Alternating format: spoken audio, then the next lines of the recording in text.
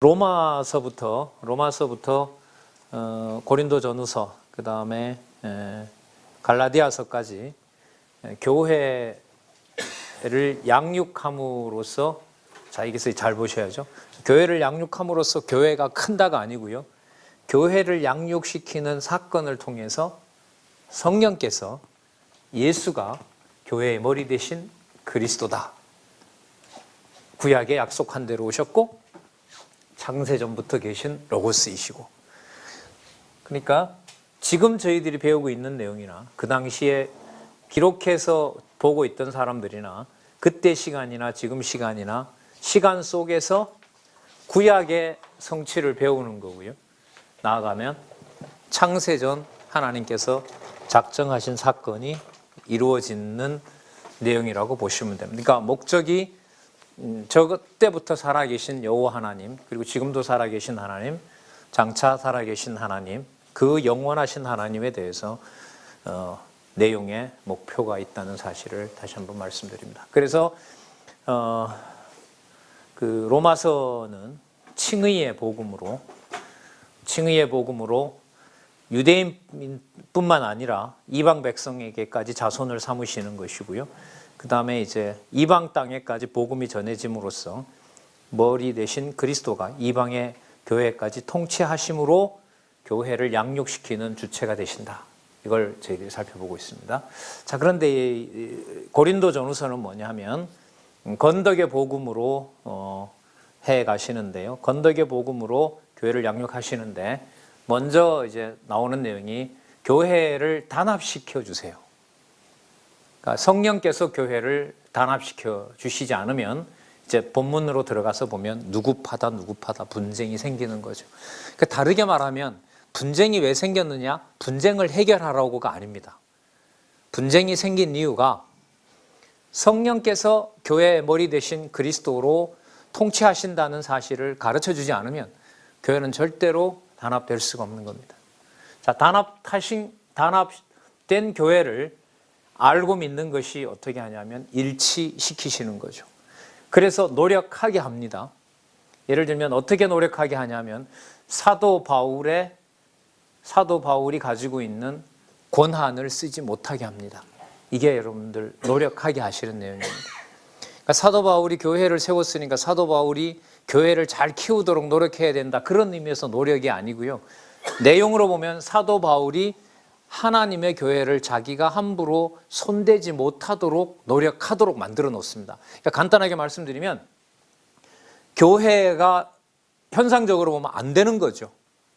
그러니까 그거 무슨 노력이냐 하면 교회의 주인이 사도 바울 자신이 아니라는 사실을 노력하도록 하심으로 교회를 양육하는 분이 그리스도다라는 사실을 알려주는 내용입니다. 그러면 일치시키는 노력의 요건이 뭐냐? 그럼 이 요건이 인간이 노력하는 것이 아니라 인간의 능력을 낮추시고 성령의 능력으로 해 가신다고 하면 이 요건은 인간적 요건이 아니라 성령께서 마련해 주는 요건이 됩니다.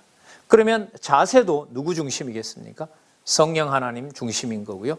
거기에 근거가 바로 뭐냐면 하나님의 말씀인데 오늘 이 사건이 나옵니다. 여기 아까 말씀드린 대로 부활이 나오고요. 연보가 나오면서 무슨 내용으로 갑니까? 교회가 일치되는 것이 이제 16장까지 나타나는 부활과 연보 내용으로 연관이 됩니다. 이 내용들을 처음부터 이렇게 쭉 연결해서 온다는 게, 이걸 누군가 이렇게 안내를 하고 이제 묶어주고 이렇게 안내를 하지 않으면 그냥 본문 속의 내용으로 빠져들 수밖에 없는 거죠. 자, 그럼 좀 나가보도록 그렇게 하겠습니다. 자, 그러면 먼저 14장 20절에서부터 40절에 보면 먼저 성령께서, 자, 주어 세 군데 잡도록 할게요. 8428페이지 첫 번째 단락 성령께서, 두 번째 단락 성령께서, 세 번째 단락 여호와 하나님께서, 이렇게 나옵니다. 먼저 장성한 지혜자로, 자, 장성한 지혜자라면 모든 것을 건덕, 교회를 세우는 일을 하라고 당부하는 거죠. 내가 컸다 이러는데 내 중심대로 간다? 이건 교회 그 일치를 이루어가는 모습이 아닌 겁니다. 그 말씀을 말씀대로 깨닫게 하지 않으면 장성한 자라고 하는 것은 결국 인간적인 어떤 뭐 권력이라든지 또 여러 가지 사람들로부터 그 사람들을 통제할 수 있는 뭐 법이라든지 그런 걸로 갈 수밖에 없죠. 근데 사도 바울은 그 많은 권한을 가지고 있는데 하나님께서 다 내려놓도록 하시는 거죠. 14장 20절에 한번 볼까요? 목사님 우리 한번 돌아가면서 읽어볼까요? 저 필요한 부분들 또 말씀드릴게요. 지혜는 아이가 되지 말고 악에는 어린 아이가 되라. 지혜에 장성한 사람이 되라. 자, 여기서 지혜는 우리가 추측하시면 안 되고요. 앞부분에 나타난 내용과 연관된 지혜입니다. 그럼 앞부분에 나타난 내용이 뭐였냐 하면 은사를 주시되 은사를 하나님께서 어떻게 드러내도록 하신다? 질서 있게 한다는 거예요.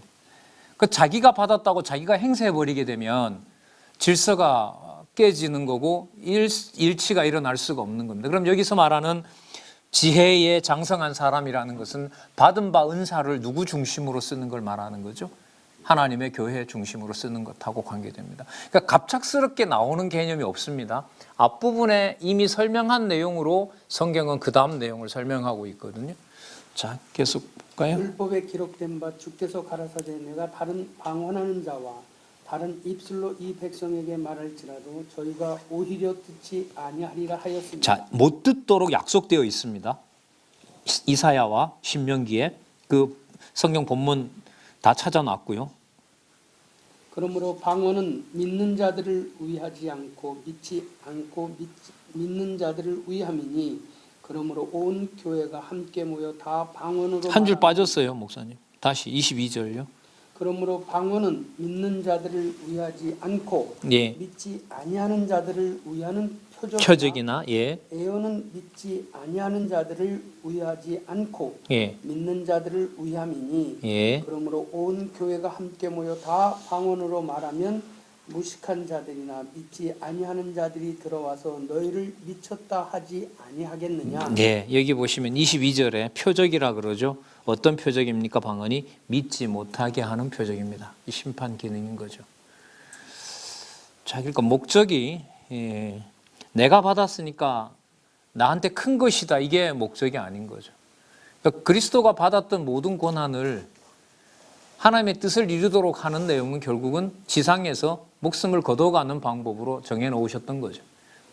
그렇게 하지 않고는 하나님의 교회 또 자기 백성들에 대한 구원의 확증을 시킬 수가 없는 거거든요. 여기에 이제 교회를 어떻게 세우고 어떻게 양육해 가는지에 대한 비밀이 다 담겨 있죠.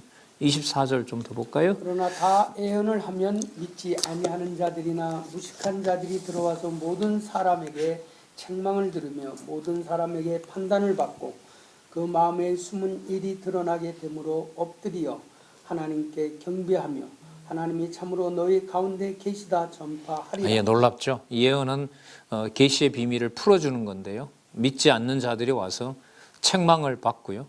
그 다음에 판단을 받고 25절 끝에 보면 하나님이 참으로 너희 가운데 계시다. 이게 바로 신존재 증명 아닙니까?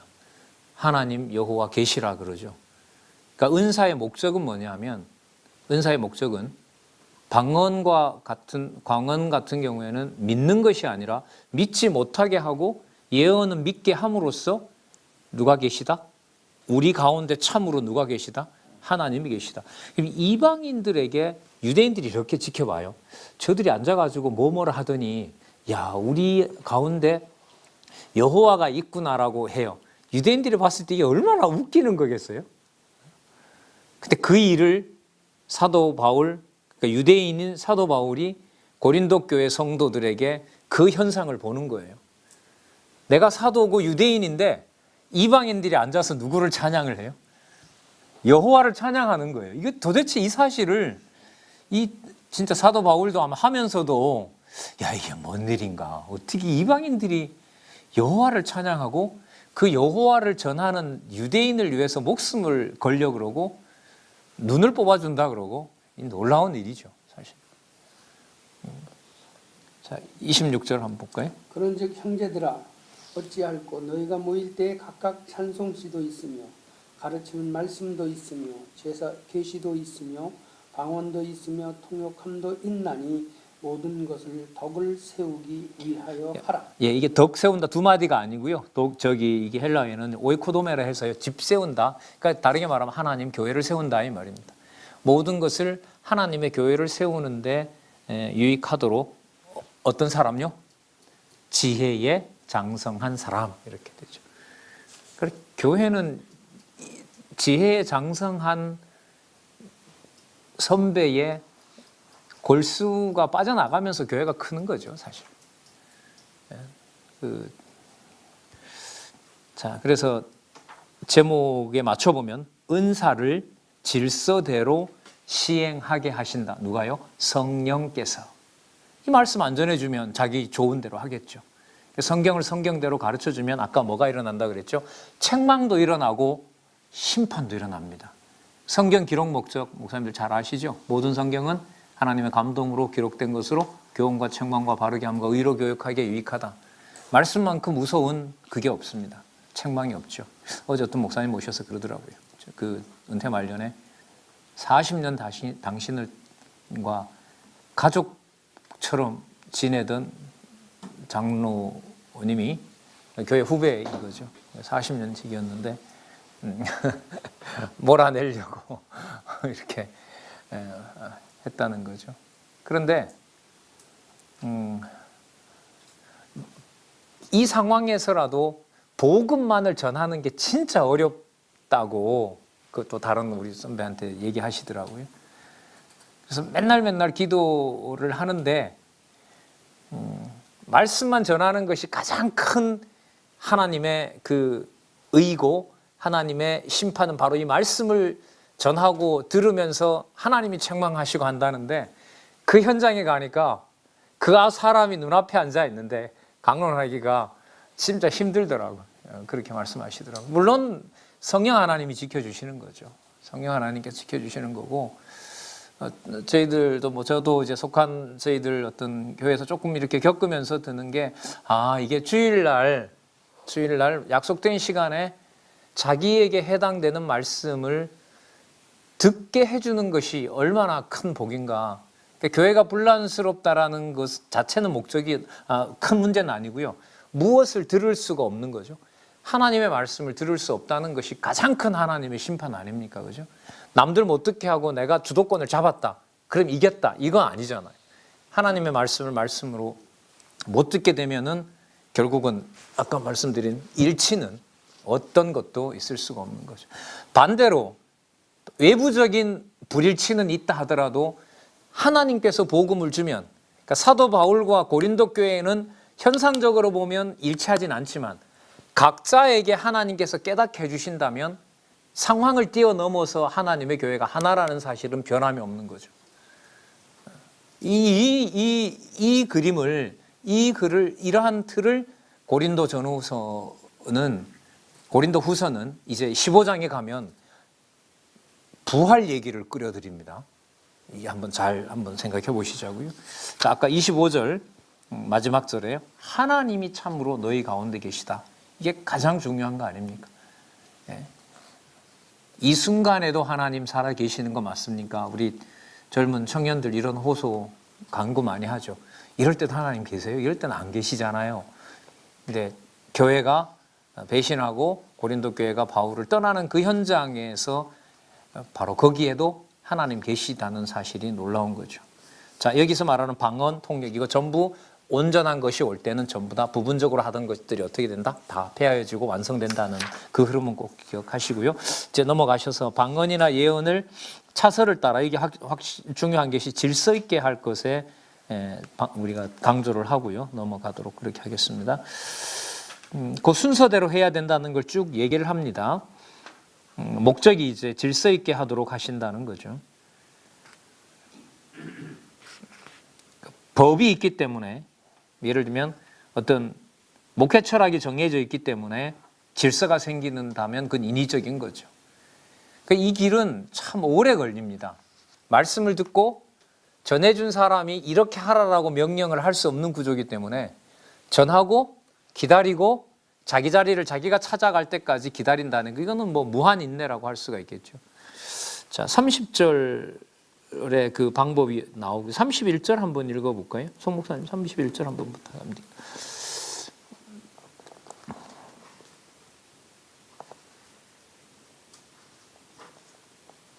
14장 31절.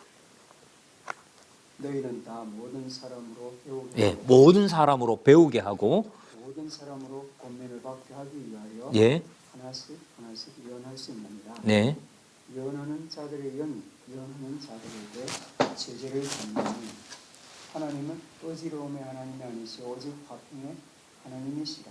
하나님이십니다. 예, 목사님 여기서 예언하는 자들의 영이 예언하는 자들에게 제재 받는다는 말이 뭔 말인 것 같아요? 자, 하나님께서 질서를 만들어내십니다. 맞죠? 자, 그 와중에 어떤 말씀이 나오냐면 예언하는 자들의 영이 예언하는 자들에게 제재를 받는다. 그러니까 이분도 하나님이 은사를 줬어요. 이분도 은사를 줬어요. 이 은사 조절을 하나님이 하시는데 어떻게 하냐면 이 은사를 이 사람이 가지고 있는 은사로 뭐 한다? 제재를 받게 하면서 거기서 질서가 만들어진다는 거예요. 그럼 이게 사도 바울이 여자들은 잠잠하라고 했던 게 여자들은 교회에서 얘기하지 말고 입 다물고 있어야 된다 이런 말이 아닌 거예요. 그리고 지금 요 구절 있죠. 14장 32절은 앞으로 나타나는 내용에 있어서 근거 구절을 합니다. 그러니까 질서를 만드시는데 은사를 받은 사람이 또 다른 사람에게 기회를 주는 거 아니에요? 내가 예언을 먼저 해야 되면 내가 먼저 할 수도 있지만 다른 사람 보고 하다가 또 예언의 은사가 오면 그 사람에게 기회를 주고, 그러니까 내만 받았다라고 고집을 부리게 되면 그 교회에는 질서가 생기지 않는 거죠. 그래서 이 부분 있죠. 예언하는 자들의 영이 예언하는 자들에게 제재를 받는다. 제재 받는다는 말은 뭐냐면요, 복종하다는 뜻도 되고요. 이게 수동태로 가면 어떤 뜻이냐면 저 사람의 밑에 내가 놓인다 이런 뜻이 돼요. 그 말은 뭐냐면 내가 은사를 받은 게 분명하지만 저 사람에게 유익한 은사일지도 모르니까 그 사람에게 뭘 주는 거죠? 그 사람의 은사를 드러낼 수 있는 기회를 내가 주는 거죠. 내가 많은 고난을 가지고 있는 거지만 그 고난을 내가 쓰지 않는 사도 바울처럼. 그래서 이 구절을 한번 기억을 하실 필요가 있고요. 여기 강론집에 보면 이렇게 풀어놨어요. 그 송목사님 여기 한번 더 찾아서 읽어주실래요? 8431페이지 두 번째 단락 밑에서부터 여섯 번째 줄. 이는 31페이지요? 예, 31페이지예요. 두 번째 단락 밑에서 여섯 번째 줄입니다. 이는 신약교회의 네, 맞습니다. 제도적인 예배 형식을 제정해 준 것이 아니라 바울은 당시 신약 계시가 완성되지 못한 시기에 성도와 함께 모여 성령의 감동에 따라 하나님의 말씀을 듣고 깨달아 그 뜻을 분별하는 질서 있는 방법에 대해 알려주었을 뿐이다. 이렇게 예, 맞습니다. 성천하심이가 예, 그리스도이심을 방언이나 예언을 차세에 따라 질서 있게 할 것을 알려주는 증거였다. 예, 일치는 질서가 이루어지도록 하면 그 일치가 이루어지는 거죠. 그래서 34절을 보셔야 돼요. 안 그러면 이거 맥락 흘려버리면 이거 곤란해집니다. 진짜 여자들은 조용해야 되고. 자, 34절. 모든 성도 교회에서 함과 같이 여자는 교회에서 잠잠하라. 예, 이거 맥락 없이 해보면 이거 할 말이 없어요. 그 다음에 이거. 자, 여기 잠잠하라는 말은요. 이것도 이게 그 헬라어로 이게 좀 이 다중적인 의미가 있더라고요. 뭐냐면요, 첫 번째 침묵 지키는 거고요. 침묵 지키는 목적은 어디에 있냐면 그 아까 예언하는 자들이 예언하는 자들에게 뭐 한다, 제재를 받는다 했잖아요. 질서가 생긴다는 거죠. 그리고 이게 보니까 잠잠하라는 게 무조건 입 닫아라가 아니고요, 말을 하지 말고 비밀을 안에 지켜라 이 말도 돼요. 잠잠하라는 말이 뭐냐면 이게 비밀을 말로 얘기하지 말고 안에 그냥 담아둬라. 그럼 이해가 좀 더 잘 되죠. 그러니까 여자 보고 너 입 닫으라 이게 아니고요. 받은 바 은사가 제재를 받는데 사도 바울이 봤을 때는 그 비밀을 발설하는 게 아니라 방언은 하나님과 관계에서 하는 일이기 때문에 그걸 어떻게 해라? 마음에 닫아둬라. 그러면 바울은 그 사람이 은사를 가지고 말을 해야 은사를 가지고 있다는 사실을 아는 것이 아니라 은사를 가지고 있지만 자기가 뭐 함으로 잠잠하게 함으로 해서 무엇을 만들어내는 거죠? 질서를 만들어내는 거죠. 그래서 이 부분요, 모든 성도의 교회에서 함과 같이 여자는 교회에서 잠잠하라는 내용이 앞부분에 나타난 제가 볼 때는 32절 내용에 연관해서 이해를 해야 된다고 생각을 합니다. 그래서 여기 여자는요 좀 정관사가 있기도 한데요. 맥락상으로 보면 교회의 질서를 어지럽히는 여자들을 얘기를 합니다. 지금 이게 안 맞죠, 그러면? 왜냐하면 지금은 계시가 완성됐고요. 그렇지 않습니까? 계시가 완성됐고 기록할 말씀이 다 되었고 그러면 무관한 거냐? 그렇지는 않습니다. 이 말은 뭐냐면 성령께서 말씀을 깨닫게 해서 말씀을 들은 자가 또 다른 말씀을 들은 자에게 뭐 할 수 있어요? 제재를 가할 수가 있는 거죠. 제재를 좀 더 우리가 요즘 쓰는 신학 그 목회와 관련된 개념으로 본다라면 말씀으로 치리한다라는 것하고도 관계가 되겠죠. 질서를 만들어주는 것하고. 예, 예. 무슨 얘기하세요? 미국의 건물주의 독립침례교는 지금 여자들이 교회에서 가르치거나 말하는 걸 일체 금하고 있거든요. 뭐 총신도 그러잖아. 문자적으로 한다 그러면서. 그렇죠. 근데 이 지금 성경을 이번에 다시 제가 보니까요. 야, 이거 32절이 단서구나, 이게. 그러니까 막 열어놓는 게 아니라 은사를 가진 자가 뭘 받게 하시는 거죠? 제재를 받게 하는 거죠. 그럼 그 일이 바로 34절에 가면 사도 바울 이게 내 말이 아니라 이게 주님이 주신 명령이 주신데 단지 입다드라가 아니라 마음에 가지고 있는 은사를 그대로 유지하도록 하라는 거죠. 그러나 드러내지는 못하게 한다는 거죠.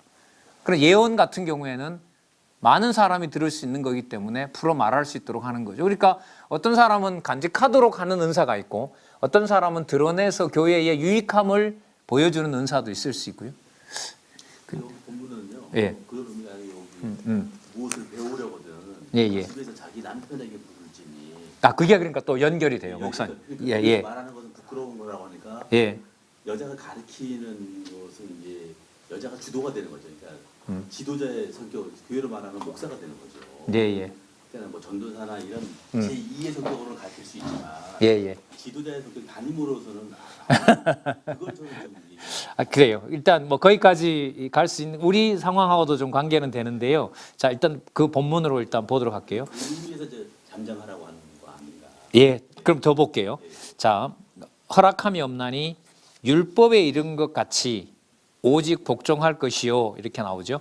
그러니까 율법에 이른 거라는 말은 뭐냐면 유대인들이 믿고 있는 바와 같은 그 율법을 말하는 거죠. 근데 지금 이 상황은 어디냐면 이게 고린도 교회거든요. 그러니까 고린도 교회에 그 법을 적용하는 것이 아니라 여기서는 이제 목적이 교회를 질서 있게 하시는다라는 데 목적이 있는 거고요. 자, 그다음에 35절 한번 볼게요.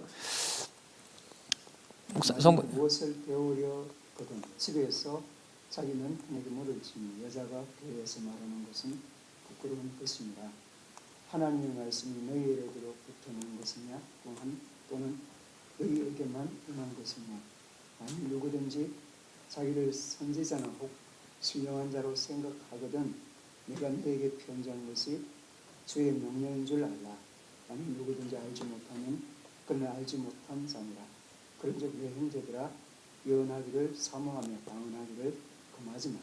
모든 것을 적당하게 하고 실수하도록 하라. 예. 그러면 그 39절 같은 경우에 보면 이게 계시가 완성되는 과정에 있는 거기 때문에 방언이 일어나는 사건에 대해서는 인정을 합니다. 하지만 온전한 것이 온다. 계시 완성에 대해서는 이미 앞에서 밝혔고요. 지금 35절 같은 경우에 보면 남편에게 물을지니라는 말은 이게 무슨 무조건 남편이 아니라 말씀을 물을 수 있는 풀어줄 수 있는 그 남편에 대해 아마 물으라고 하는 것 같고요. 그 다음에 지금 목사님 말씀하신 그 여자 목사까지 이 구절이 근거가 될 수 있는 거냐? 이거는 좀 논의를 해봐야 될 것 같아요. 왜냐하면 이게 이제 저거로 가는 거죠. 예. 여자의 머리는 남자고 예. 남자의 머리는 그리스도고 그리스도의 예. 머리는 야고 하나님이잖아요. 예. 근데 이 질서가 있는 거죠. 그러니까요. 남자보다 못해서 목사를 하지 말라는 게 아니고 예. 질서상을 볼 때 여자가 남자를 가르치는 거는 예. 이건 하나님께서 그러면 하나님께서 아담을 먼저 만들었잖아요. 예, 물론이죠. 예, 예. 거기서 갈비 때리면 여자가 나왔잖아요. 예, 예, 예. 그럼 순서를 볼 때도 여자가 남자를 가리키는 건 못해서 질서상으로 볼 때는 안 좋죠. 예, 예. 사람의 모습이 아름다워. 예, 우리 예, 예. 그런 거죠. 예, 예. 그걸 말하는 거예요. 이제 지난번에 우리 이제 그 부분도 사실상 다루었었는데요. 지금 이제 교사, 성경을 가르치는 교사, 성경을 가르치는 어떤 성경 계시 기록 이후에 성경을 가르친다라는 데 국한해서 본다라면 거기에 그건 이제 계급 관계는 아닌 거죠. 계급 관계는 아니고 그다음에 성경을 밝힐 수 있죠. 예, 예를 들면 이제 여자의 머리가 남자고 남자의 머리가 이제 그리스도고 그리스도에는 하나님이다. 거기서 이제 말하는 게 여기서 나타난 일은 뭐냐면 이 고린도 그 앞부분에 나오는 거잖아요. 단합과 지금 일치를 얘기를 하고 있는 거거든요. 그러니까 이런 거죠. 자기가 받은 어떤 은사가 하나님으로부터 온 것이라면 그 은사는 뭘 받게 되어 있냐면 아까 나온 것처럼 서로 제재를 받게 되어 있는 거죠. 그러니까 거기에 뭐가 생기냐 하면 차서가 생기는 거고 질서가 생기는 거고요. 그리고 나중에 보면은 이게 역사적 해석을 좀 고려해야 되는 게 디모데 같은 경우에 보면 조모를 통해서 교육을 받잖아요. 그러니까 교회를 뭐로 보느냐라는 것하고도 관계가 될 것 같아요. 그러니까 무슨 뜻이냐 하면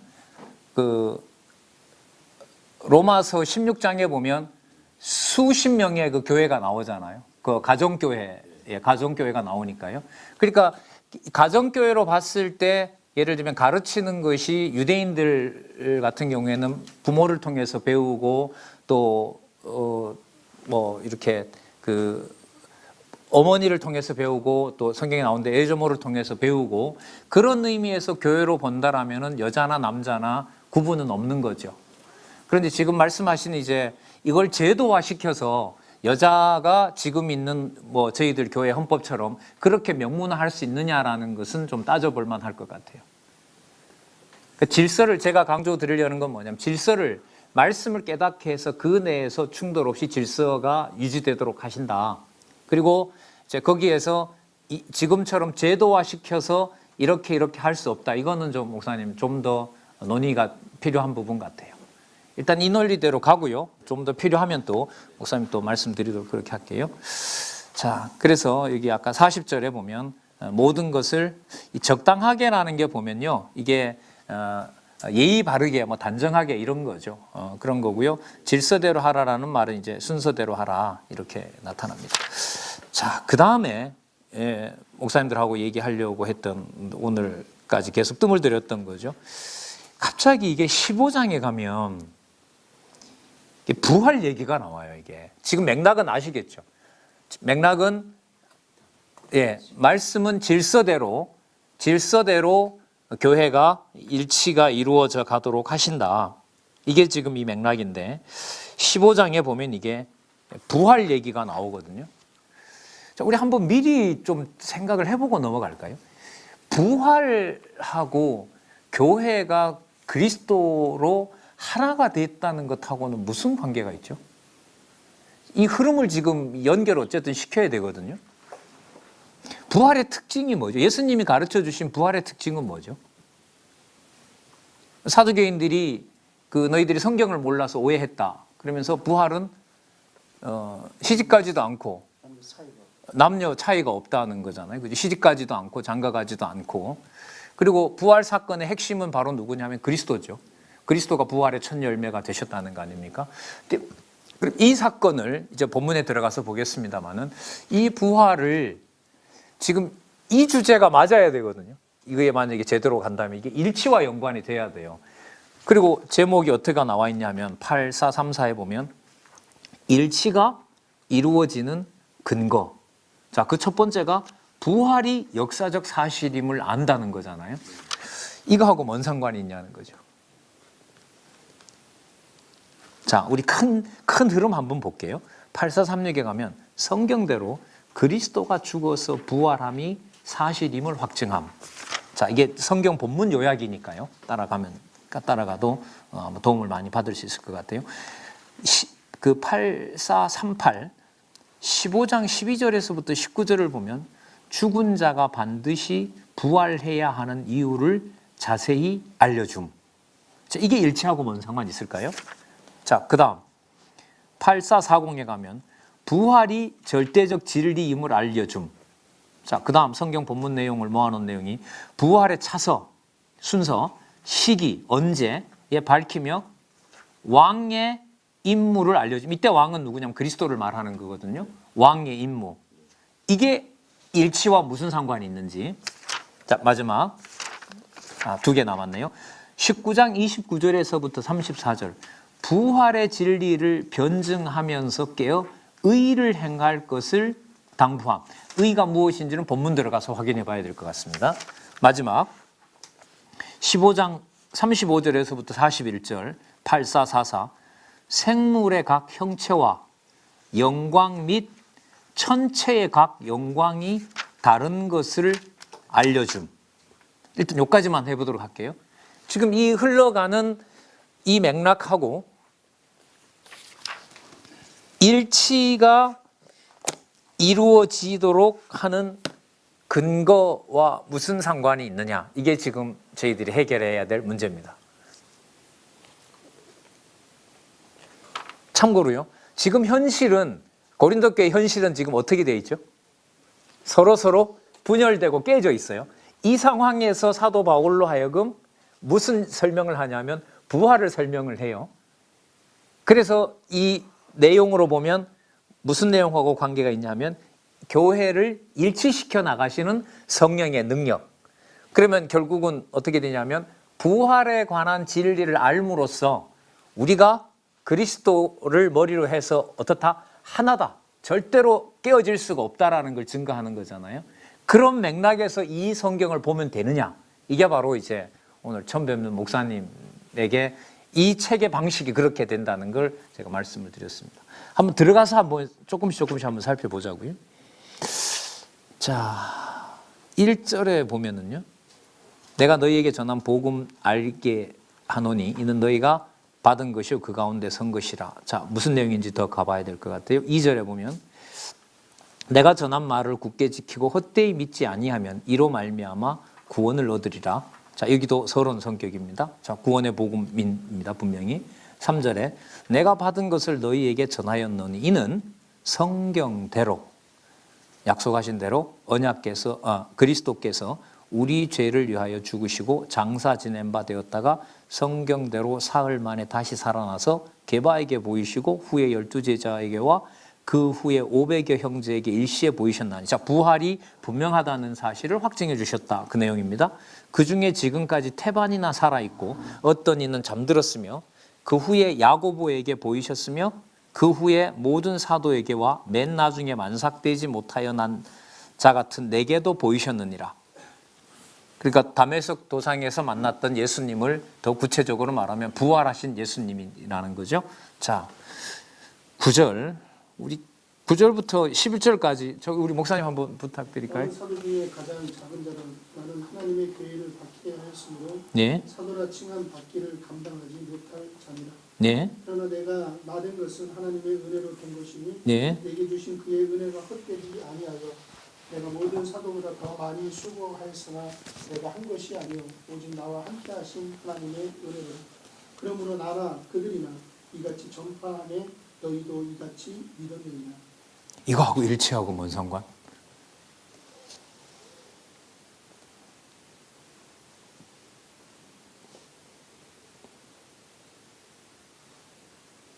구절요. 나는 사도 중에 지극히 작은 자라 내가 하나님의 교회를 핍박하였으므로 사도라 칭함을 받기에 감당치 못할 자로다. 그러니까 자기의 과거의 형편은 뭐였냐 하면 하나님의 교회를 분열시키는 정도가 아니라 하나님의 교회를 작심하고 뭐 하는 자였다는 거죠. 깨놓는 자였다는 거죠. 교회를 핍박하는 자였다는 거예요. 자기 소개를 하나님께서 이제 고린도 교회 성도들에게 지금 소개를 합니다. 자, 그러면서 하시는 말씀이 10절에 보면 그러나 나의 나된 것은 나의 나된 것은 뭐냐 하면 교회를 핍박하던 자였지만 하나님의 계획 속에는 사도 바울이 이방 교회에 뭐가 되는 거죠? 사도가 된 거죠. 그러면 하던 행동으로 보면 뭐 할 사람은 아니에요. 사도로 선택할 사람은 아닌 거죠. 그죠? 그러나 뒤에 이제 나오지만 그러나 나의 나 된 것은 하나님의 은혜로 된 것이니 그렇죠. 하던 행동으로 보면 사도 바울이 하나님의 교회를 섬길 만한 사람은 아닌 거죠. 왜냐하면 하나님의 교회를 핍박하던 자였기 때문에 내게 주신 그의 은혜가 헛되지 아니하여 내가 모든 사도보다 더 많이 수고하였으나 내가 아니요 오직 나와 함께 하신 하나님의 은혜로라. 자, 10절에도 하나님의 은혜라고 얘기가 나오고요. 11절에도 보면 10절 끝에도 보면 내가 아니요 오직 나와 함께 하신 하나님의 은혜로라. 그럼 당신이 하나님의 교회의 사도가 된 것은 전적으로 자기 행위로 말미암는 것이 아니라 하나님의 은혜로 말미암았다. 하나님의 은혜로 말미암았는데 이 내용이 지금 이 맥락에서 보면 그리스도가 부활하신 사건과 연관을 시켜놓고 있어요. 지금 계속 얘기가 진행되는 거죠. 어떻게 넘어가는지 한번 보도록 하겠습니다. 11절에 보면 그러므로 내나 저희나 이같이 전파하며 이같이 전파한다는 것은 뭐죠? 10절에 있는 모든 것이 뭐로 되어 있다? 하나님의 은혜로 된 것이다라는 거죠. 그걸 사도 바울도 그렇고 고린도 교회 성도들도 행위로 보면 뭐 할 만한 자가 아니에요. 하나님의 은혜를 받고 하나님의 교회 성도가 될 사람이 아니죠. 그 당시에요.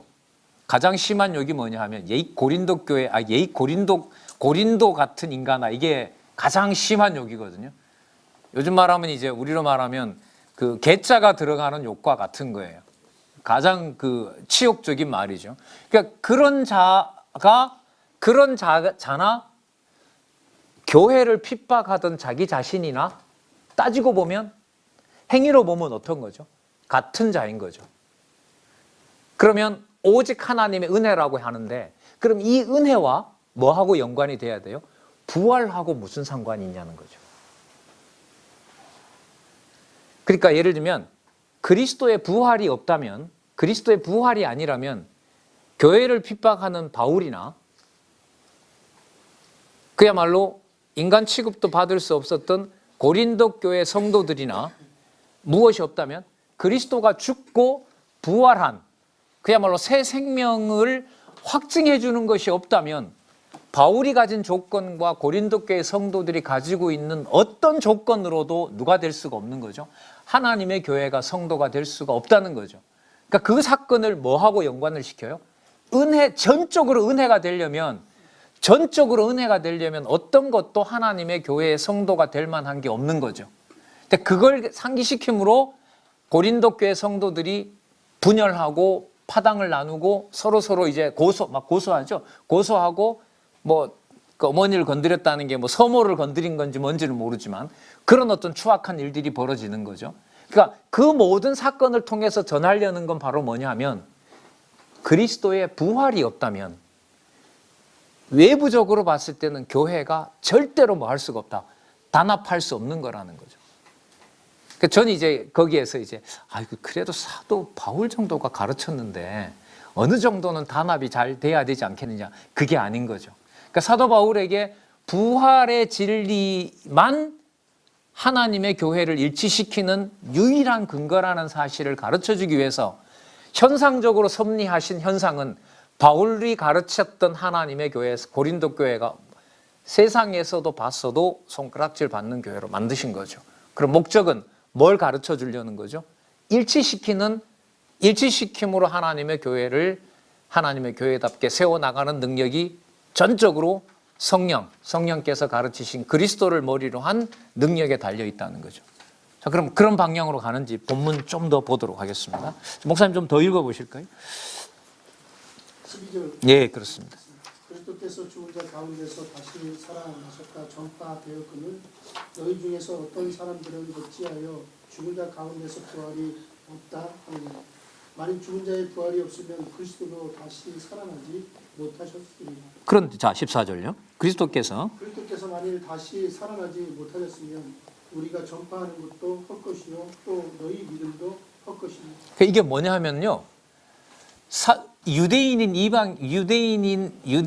사도 바울이 이방인에게 와서 전하는 분이 누구냐면 예수 그리스도인데, 예수 그리스도께서 그냥 유대인들의 손에 의해서 죽은 걸로 끝난다고 하면 내가 여기 와서 전하는 것이 무슨 효과가 있고 무슨 의미가 있냐는 거고, 또 그걸 이제까지 너네들이 받아들여준 고린도 교회 성도들로 봤을 때도 그게 무슨, 뒤에 가면 나오죠, 얼마나 헛된 짓이겠냐고.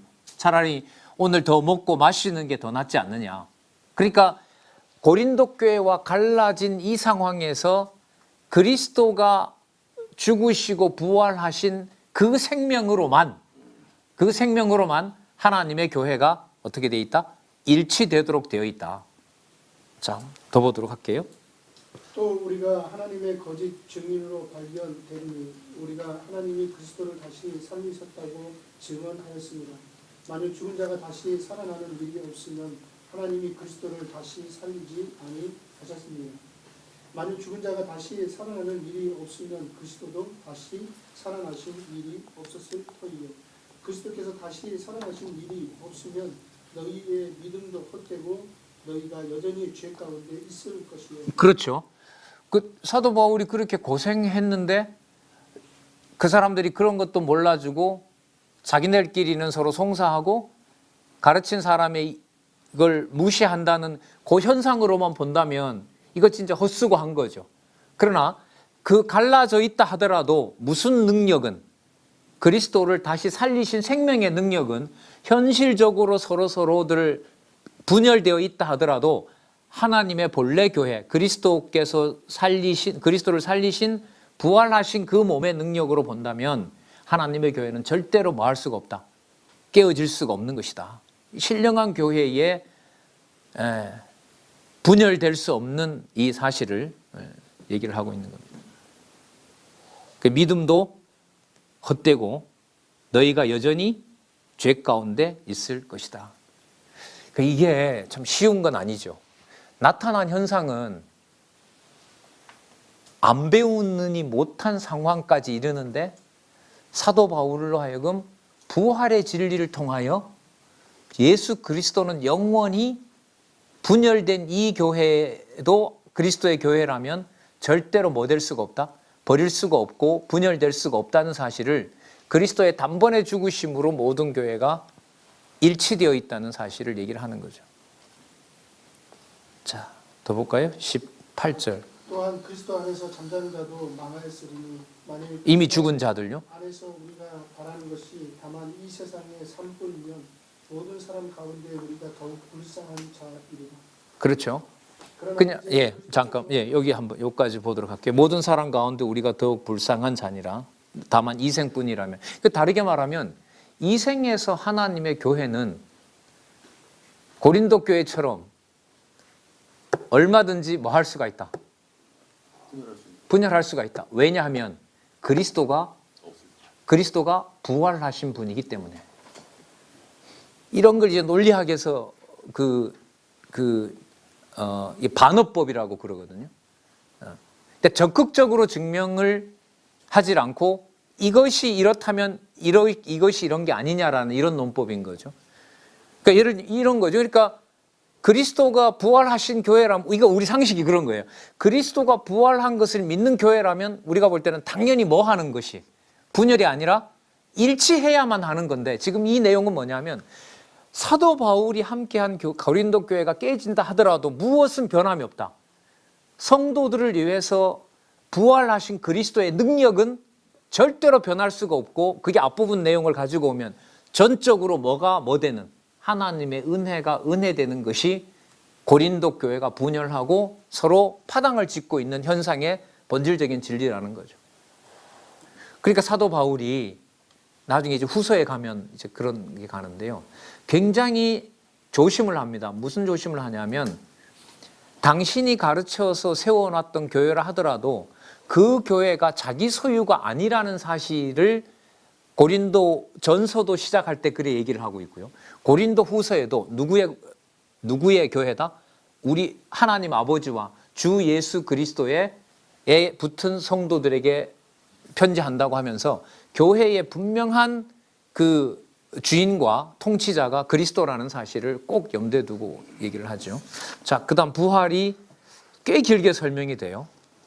자, 20절. 그리스도께서 죽은 자 가운데서 다시 살아나사 잠자는 자들의 첫 열매가 되셨구나.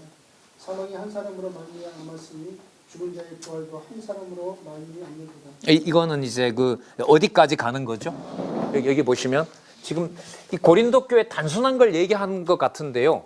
첫 아담으로 사단이 죄가 들어왔잖아요. 지금 여기까지 가서 이걸 지금 다 설명을 하고 있는 거거든요. 그럼 다르게 말하면 이렇게 되죠. 고린도 교회가 분열을 일으켜서 깨져 있고 일치가 상한 사실이 누구를 증거하는?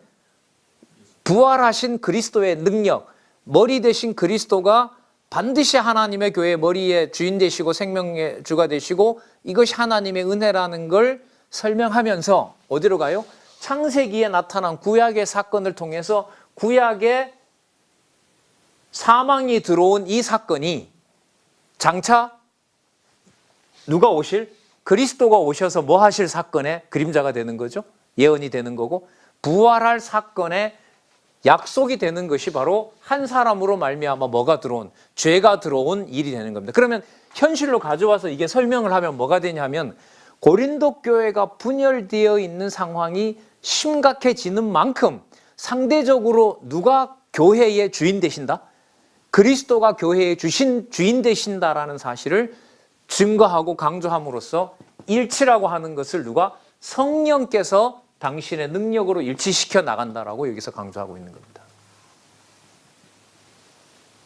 이런 상황이 이게 고린도 뭐 사실 이 바울의 어떤 이 기록들이 굉장히 이제 압축적인데요, 사실. 자, 일단 좀 더 가보도록 하겠습니다. 아직 안 끝났죠. 저 어떻게 가는지 한번 더 볼게요. 21절. 사망이 사람으로, 이 사람이 그 히브리어로 아담이죠. 사망이 사람으로 말미암았으니 죽은 자의 부활도 누구로? 사람으로 말미암느니라. 그리스도께서 아까 확증하셨다고 하죠. 22절 목사님 더 읽어볼까요? 아담 안에서 모든 사람이 죽은 것 같이 그리스도 안에서 모든 사람이 삶을 얻으리라. 예. 그러나 각각 자기 차례대로 되리니 먼저는 첫 열매인 그리스도요. 예. 다음에는 그가 강림하실 때에 그리스도에게 속한 자예요. 자, 목사님 우리 여기서 한번 이제 보자고요. 지금 어디로 넘어가냐면 부활의 첫 열매를 설명을 하고요. 그 다음에 그리스도가 강림하실 때 그에게 붙은 자고요. 24절 목사님 더 읽어볼까요? 그 후에는 마지막이니 그가 모든 통치와 모든 권세와 능력을 멸하시고 나라를 아버지 하나님께 바칠 때라. 자, 그리스도가 제일 먼저 부활의 열매 되시고 그 다음에 그리스도에게 붙은 자가 있고 그 다음에 최종적으로 나라를 바칠 때가 있죠. 여기 나라라는 개념이 나왔어요. 그럼 그리스도는 부활하신 그리스도는 부활 사건을 통해서 반드시 성도들에게 뭐가 있다는 거죠? 반드시 부활이 있다는 거죠. 생명이 있다는 거 아니겠어요? 자, 그럼 여기다 이걸 넣어볼게요. 분열을 획책하고 있는 고린도 교회 성도는 빼고. 맞아요? 틀려요? 틀린 거죠. 그럼 제가 아까 목사님들이 드린 질문이 그건 거예요. 왜 여기서 이렇게 교회가 깨진 상황에 무슨 내용이? 왜 부활 얘기가 들어가면서 이게 일치와 연결된 복음으로 가고 있는 거냐? 자, 지금 어디까지 왔냐 하면 부활의 주인 되신 그리스도가 모든 나라를 바칠 때 사도 바울은 알 수 없지만 사도 바울의 복음을 들은 고린도 교회 성도들 중에도 마지막에 아버지 나라에 속할 이방인이긴 하지만 백성이 있을 거 아니에요? 그러면 지금은 현장은 깨어진 현장인데 하나님의 교회는 그리스도의 부활한 생명으로 깨어진다, 안 깨어진다? 안 깨어질 수 없다는 사실을 가르쳐 주려는 거죠. 근데 목사님 이제 성경을 이런 식으로 이제 공부를 이제 해갔으면 좋다고 저로서는 이제 제안할 수밖에 없는 건데 지금 이렇게 읽고 고민하는 부분들이 일상적으로 우리가 말씀을 전하는 우리 교회나 현재 상황에서 이게 이만큼 전해지지 않는다는 거죠. 그리고 이게 오늘도 이렇게 시간을 좀 점심 식사하시고 좀 권하긴 하지만은 이게 쉽지가 않아요, 사실. 성경이 쉬운 게 아니더라고요. 그러니까 말은 이해가 되는데 어떨 때는 상황 설정이 안 돼요. 근데 오늘도 목사님들 이렇게 따라오셨는데 이게 뭐냐면 눈에 봤을 땐 지금 교회가 풍지박산 나고 있거든요. 후서 가면 더 심해요. 후서에 가면 스승이 돈 떼먹고 안 온다는 거 아니에요. 마게도니아까지 오고 연분만 모아놓으라 그랬고 온다고 하는 날짜 오지는 않고 부구한 변명만 늘어놓고 다른 그때 제자들 선지자들이 와서 막 고린도 교회 성도들 막 또 이렇게 때리고 막 이렇게 하거든요. 이게 후서로 넘어가는데 상황은 혼란스러울 정도로 분명한 혼란스러움으로 더 혼란스러워지는데 부활을 통해서 하나님의 신령한 교회는 절대로 뭐 될 수 없다. 깨질 수 없고 일치된다. 반드시 그리스도를 중심으로 일치되게 되어 있다. 이 상황을 설명하는 데까지 가야 되는데 이게 이 성경에 얘기하는 바인데 이제 거기에 이제 저는 이제 연구해 놓으신 거 가지고 여러분들한테 소개를 드리는데 여기에 이제 우리 이 성경신학 말씀운동에 뭐 사명이면 사명이고 임무면 임무가 있다고 보는 거죠. 이걸 이제 오늘은 저만 이렇게 하지만 나중에 목사님들이 이제 직접 연구하셔서 이제 발표도 좀 하고 또 전할 수 있으면 좋겠다. 이게 저희들 소망입니다. 자, 조금 더 볼까요? 나라를 바칠 때라 여기까지 갑니다. 그리스도를 머리로 해서 아버지께서 창세전에 약속하신 나라 이래 다 이루어졌습니다. 그 내용 속에 이렇게 골치를 아프게 하던 고린도 교회 성도 누구누구도 있습니다. 지금 이 얘기거든요, 이게. 자, 25절 목사님. 그가 모든 원수를 그 발 아래에 둘 때까지 반드시 왕노릇 하리니 예. 맨 나중에 멸망받을 원수는 사망이니라. 그럼 이 상황에다 넣으면 어떻게 되냐면 교회 분열을 일으키고 교회를 세워지지 않도록 회방하는 것은 뭐냐면 사단의 권세가 과정적으로 분열을 획책하고 있는 거잖아요. 자, 여기로 돌아갈게요.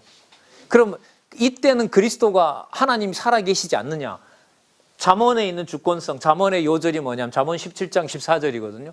하나님께서 악인도 지으셨나니 악인도 악한 날에 쓰려고 지어놨다. 지금 이 상황으로 보면 하나님께서 고린도 교회를 어떻게 하려고요? 인간적으로 깨워놓으려고 섭리를 하신 거거든요. 그런데 그 일을 누구를 시켰냐면 선한 천사 시킨 건 아니잖아요. 사단을 시켰단 말이죠, 깡패를. 이건 제일 나중에 나라를 다 들어바치고 하나님의 백성들이 다 하나님 나라에 속할 때 그때 어떻게 한다? 심판한다 이거죠. 그리고 지상에서는 뭔가 마지막 결정을 볼 수가 없어요. 이 내용으로 보면. 마지막 나라 바칠 때까지 악은 계속해서 하나님의 교회를 회방하는 세력으로 존재하는 거죠. 자, 27절입니다. 만물을 그의 발 아래에 두셨다 하셨으니 네. 만물을 아래에 둔다 말씀하실 때에 만물을 그 아래에 두신 이가 그 중에 들지 아니한 것이 분명하도다. 이 말은 그 통치자라는 거죠. 위 아래 갇혀 있으면서 나라를 통치할 수 없는 거니까요. 자, 28절 한번 볼까요? 만물을 그에게 복종하게 하실 때에는 아들 자신도 그때의 만물을 자기에게 복종하게 하신 이에게 복종하게 되리니 이는 하나님이 만유의 주로서 만유 안에 계시려 하십니다. 아, 또 이것도 참 쉽게 해석하기는 어렵죠. 전달하기는. 자, 그때의 만물을 자기에게 복종하게 하신 이에게 복종게 되리니. 그러니까 아버지와 아들 관계로 보면 아들도 28절에 보면 아들 자신도 누구에게? 아버지에게 복종하게 되는 거죠. 그럼 이 말이 여기 왜 나올까요? 고린도 교회에서 분열이 생기고 고린도 교회에 파당이 생기는 것은 인간인 누가 인간의 누구에 대해서 뭘 하려고 하는 거죠? 지배하려고 하는 거죠. 그러니까 자기가 누구를 지배하고 다스린다라는 말은 자기의 머리 대신 누구의 권리와 누구의 왕권을 반역하는 거죠.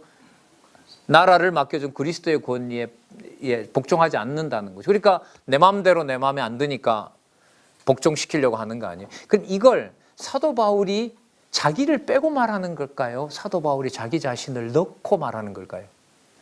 넣고 얘기하는 거죠.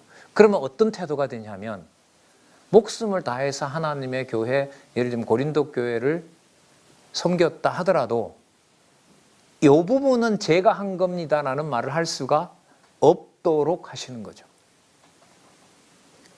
만유를 교회의 머리 대신 그리스도가 아버지의 뜻대로 되었습니다라고 아버지께 복종하는 건데 고생스럽긴 했지만 내가 좀 사도권을 가지고 많이 했다고 해서 그게 뭐 할 수 있는 건 아니죠.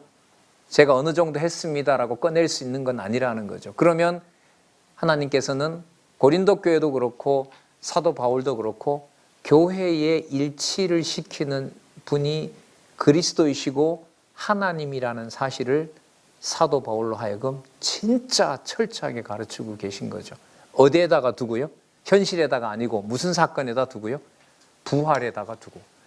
근데 이 부활은 강조하면요, 반드시 뭐가 전제가 되죠? 부활은 죽어야 돼요. 이게 죽는 사건을 말하거든요. 부활은. 근데 고린도 전후서 보면 사도 바울이 죽고 싶어도 못 죽죠. 나중에 후서에 가면 40에 감함에 몇 번 해도 안 죽어요. 다 어디에서 그랬죠? 죽은 줄 알고 이렇게 싸가지고 버렸는데도 어묵게 자기 원하는 대로 죽지도 못해요, 사도 바울이. 그래서 이게 제가 철학과를 나왔는데요. 이 철학 수업에서 이게 가장 이제 힘든 부분이 뭐냐면 윤리학 시간이거든요. 윤리학에 가면 선과 악이 뭔지에 대해서 굉장히 많은 자료들이 쏟아지면서 참 혼란스러워져요. 무엇이 선이고 무엇이 악인지가. 근데 그런 어떤 약간의 인간 중심적인 해석을 가지고 성경을 보기 시작해요. 진짜 이게 머리가 진짜 이거는 막 뭔가를 포기해야 되는 지경까지 가거든요. 이 고린도 전후서가 보면 우리 기준으로 하나님의 교회를 볼 수 없고요. 양육의 주체가 그리스도라는 것을 사도 바울의 삶을 통해서 진짜 확실하게 보여주는 것 같아요.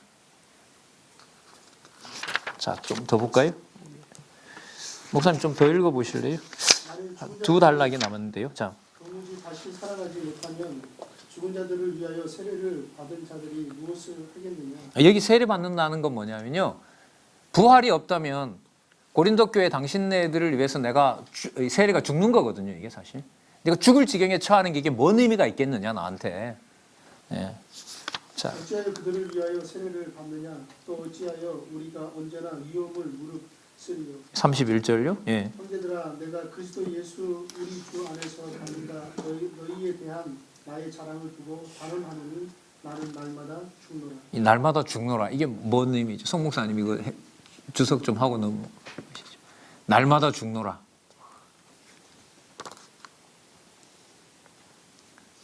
형제들아, 내가 그리스도 예수, 자, 이게 주어를 잡고 가야 될 것 같아요. 그리스도 예수 우리 주 안에서 가진 바 너희에게 대한 나의 자랑을 두고. 고린도 교회에 대한 사도 바울의 자랑이 뭐죠? 여기서 지금?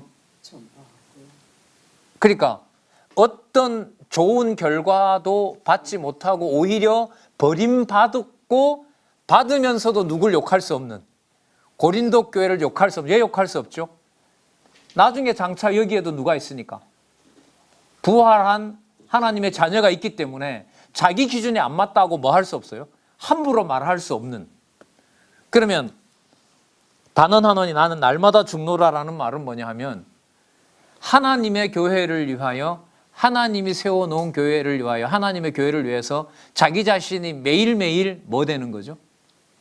자신의 목숨을 포기하는 정도가 아니라 자기의 어떠한 권리도 찾을 수 없게 만들어 놓는 거 아닙니까? 왜냐하면 지금 이 지경이 잘 가르쳐서 성도들이라도 잘 따라주면 좋은데, 성도들이라도 지금 무슨 상황이니까?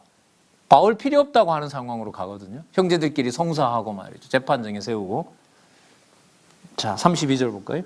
내가 사람의 방법으로 에베소에서 메르수와 더불어 싸웠다면 내게 무슨 유익이 있으리요. 죽은 자가 다시 살아나지 못한다면 내일 죽을 터이니 먹고 마시자. 쉽죠, 사실.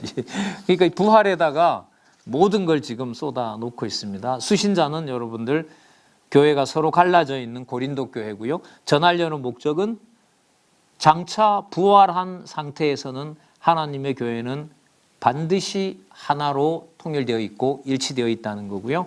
자, 33절요. 잊지 말라. 악한 동물들은 선한 행실을 더럽히나니. 악한 동물들은 선한 행실을 더럽히나니. 여기 이게 뭘 말하는 걸까요? 선한 행실을 더럽힌다는 게 뭘까요? 이게 이제 앞부분하고 이게 앞부분에서 다 봐야 돼요. 그러니까 사도 바울이 고린도 교회를 위해서 날마다 죽는 이 내용에 대해서 거짓 스승들이 와서 뭐 합니까? 야, 사도 바울이 다른 계산이 있다. 봐라, 온다고 해놓고 오지도 않지 않느냐. 그러니까 선한 그 사도 일을 하는 자들에 대해서 거짓 지도자들이 와서 여기 보면 악한 자들이라 그러죠. 악한 동무들은 선한 행실을 뭐해요? 험담하고 더럽히는 거죠. 그리고 들어보면 현상적으로는 더 그럴듯하고. 34절 볼까요? 깨어 의를 행하고 죄를 짓지 말라. 예, 여기도요 막연한 게 아니고요. 깨어 의를 행하고 죄를 짓지 말라는 말이 아니라 한마디로 말하면 사도 바울 내 얘기가 맞다 이거죠. 내가 전하는 이 복음이 하나님으로부터 온 진리의 복음이다. 그리고 부활의 카드를 꺼냄으로써 장차 하나님의 교회는 절대로 그리스도가 버리는 일이 없다. 일치되어 있는 교회다. 그러면 아까 우리 14장에서부터 왔던 얘기를 가지고요. 부활하고 한번 목사님들 연결을 시켜볼게요. 부활을 생각하지 않았을 때는 각자 하나님께서 각자에게 은사를 준다. 이렇게 정리가 될 수 있죠. 거기에다가 뭐가 붙어요? 부활이라는 게 설명이 더 첨가가 돼요. 그러면 여기에서 은사대로 받고 은사대로 활동하는 것이 부활이 들어오게 되면 있는 이 은사가 인간에게 더 좋고 유익한 방향으로 간다는 걸까요? 아니면 인간이 가지고 있는 권리가 더 포기되고 인간에게 주어진 어떤 인간들이 볼 때 유복한 편안한 그런 것들이 더 많아진다는 걸까요? 아까 날마다 죽노다라고 나왔으니까. 그럼 부활이 들어오게 되면 은사 중에 최고 큰 은사가 뭐가 되는 거죠? 하나밖에 없는 목숨이 뭘 위해서 쓰여지는 거? 그리스도의 교회를 위해서 쓰여지는 것이 가장 큰 뭐가 되죠? 은사가 되는 거죠. 그럼 이 내용 속에 보면 그럼 그 인물이 사도 바울이 아니냐라고 하면 주어가 상실되죠. 그 인물이 사도 바울이 된다 하더라도 사도 바울 자기 자신의 능력으로 되는 것이 아니라 하나님의 아까 뭐라 그랬죠? 그게 하나님의 은혜다라고 아까 나왔던 겁니다. 그래서 지금 이 흐름을요. 은사에다가 뭐가 들어와요? 부활이 들어오고 이게 일치와 연관이 되는 이 논리는 제가 볼 때 이건 좀 확인이 필요한 것 같아요. 정리해 보시고 강의도 해 보시고. 자, 좀 더 볼까요? 34절. 하나님을 알지 못하는 자가 34절요, 목사님. 하나님을 알지 못하는 자가 있기로 내가 너희를 부끄럽게 하기 위하여 말하노라. 네. 네, 그다음 볼게요. 8444페이지에 보면요. 자, 15장 35절부터 41절까지. 자, 이게 지금 이렇게 단락 결론으로 지어지는데 생물의 각 형체와 영광 및 천체의 영광이 다른 것을 알려줍니다. 자, 35절 목사님 좀 더 읽어보실래요? 우리가 묻기를 죽은 자들이 어떻게 다시 살아나며 어떠한 몸으로 오느냐 하리니 어리석은 자여 네. 내가 뿌리는 씨가 죽지 않으면 살아나지 못하겠고 또 내가 뿌리는 것은 장래의 형체를 뿌리는 것이 아니요 예. 다만 밀이나 다른 것의 알맹이 뿐이로다. 뿐이로 돼. 하나님이 그 뜻대로 그에게 형체를 주시되 각 종자에게 그 형체를 주시니라. 38절 볼게요. 하나님이 그 뜻대로 저에게 형체를 주시되 각 종자에게 그 형체를 주시느니라. 이게 지금 뭘 두고 얘기하는 겁니까? 부활을 두고 얘기하는 거죠. 그죠? 이 부활이거든요.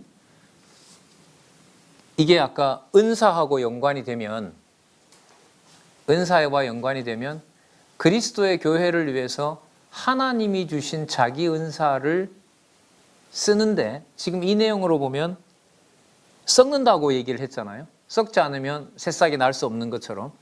그럼 자기 몸을 하나님의 교회를 위해서 사용하도록 해요.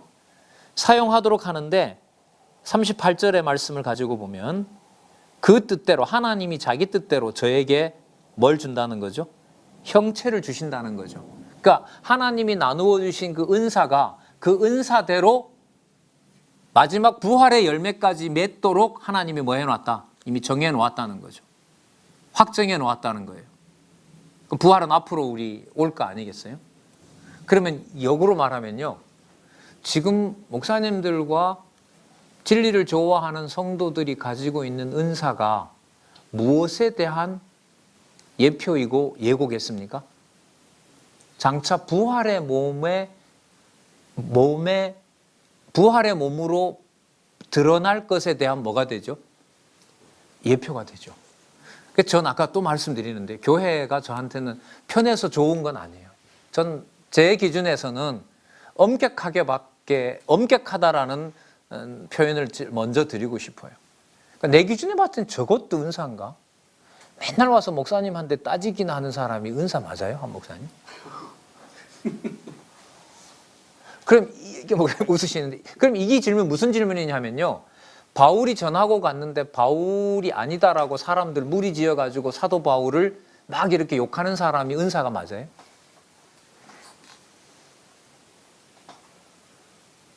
제가 가룟 유다를 은사라고는 하진 않습니다. 이게 어려운 거예요. 이게 그 교회를 어느 기준에서 어떻게 함부로 말한다는 게 뭐 좀 겁나다라는 말씀을 좀 드릴 수밖에 없네요. 좀 더 볼게요. 목사님 좀 생각하시는 바들이 다 계시리라고 봅니다. 39절부터 예. 육체는 다 같은 육체가 아니니 하나는 사람의 육체요 하나는 짐승의 육체. 네, 버릴 육체도 있고요. 나중에 부활할 때 심판, 뭐 생명 다 있는 거죠. 우리는 알 수는 없어요. 하나는 새의 육체요 하나는 물고기의 육체라. 하늘에 속한 형체도 있고 땅에 속한 형체도 있으나 하늘에 속한 것의 영광이 따로 있고 땅에 속한 것의 영광이 따로 있습니다. 큰 얘기죠. 너무 큰 얘기들입니다. 41절. 해의 영광이 다르고 달의 영광이 다르며 별의 영광도 다르되 별과 별의 영광이 다르다. 예. 인자의 부활도 예, 됐습니다. 예. 그 다음은 이제 단락으로 넘어가니까요. 자, 부활이 신앙인의 소망되는 42절부터는 좀 이따 좀 쉬었다 하도록 하고요. 이 근거까지 갔는데 보면 부활이 나오고 부활이 가지고 있는 영광스러움에 대한 얘기까지 나오는 거죠. 그러니까 멀리 가버린 거죠. 여기서는 뭐 하고 있는데 지금 분열해서 깨지고 있는데 그리스도가 머리 되셔서 장차 부활되어서 절대로 분리될 수 없는 한 몸인 영원한 일치. 일치 이러면 이 부활까지 나오잖아요. 그럼 이게 좀 신학적인 얘기 조금만 하면요. 요한복음 17장에 근거해서 볼 때 대제사장의 기도라 그러잖아요. 내가 아버지 안에 아버지가 내 안에 저들이 우리 안에 있었던 것을 기억하시고 아버지 저들이 저를 버린다 하더라도 절대로 저들을 버리시면 안 됩니다. 그러니까 영원하신 삼위 하나님의 관계가 무슨 관계냐면 언약 관계잖아요. 그러니까 어떤 경우에라도 하나님의 약속은 반드시 지켜진다는 건데요. 지금 여기서 우리 같이 확인했던 대로 상황은 뭐냐면 간단하게 정리되는 상황은 분열이 심각해지면 심각해질수록 무엇의 가치는 더 커질 수밖에 없다. 그리스도를 머리로 한 하나님의 교회는 반드시 일치되어 있다는 것은 더 드러날 수밖에 없다. 이게 여러분 고린도후서 뒷부분에 우리가 지난번에 배웠던 단합 다음에 더 깊어진 부활한 영원한 머리를 그리스도라는 뭐라는 거죠? 일치의 복음이라는 것이 여러분 오늘 요까지 일단 확인한 내용입니다.